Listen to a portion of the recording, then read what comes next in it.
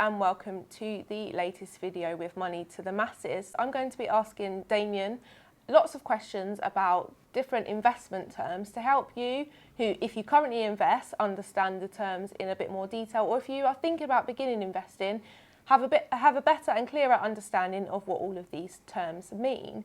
So to get started, Damien, what is a fund? So we've talked previously about the idea that you can buy a stake in a company, so effectively a share in a company, but it's quite a high risk strategy because you're putting all your money into the fortunes of one company. Now the alternative is to buy lots of shares in lots of different companies. But the problem is that that has high transaction costs, but also you've got to research all of those companies, know whether they're going to be a potentially good investment.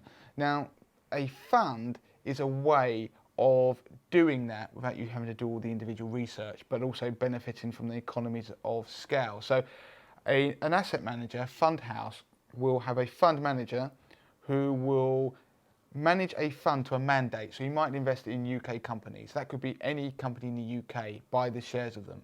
But he will do it across a range of companies and he'll follow the mandate that he said, and he could own stakes in 50 or 100 companies, whatever it might be, and it could be less than that.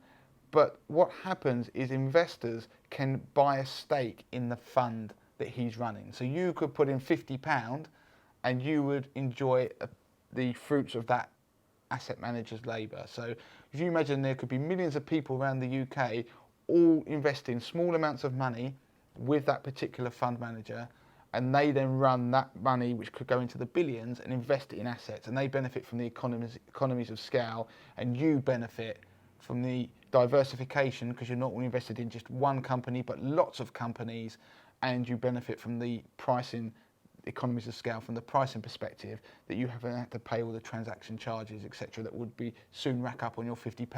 You couldn't effectively buy stocks at £50 and have a stake in lots of companies because of the price of the stocks themselves as well.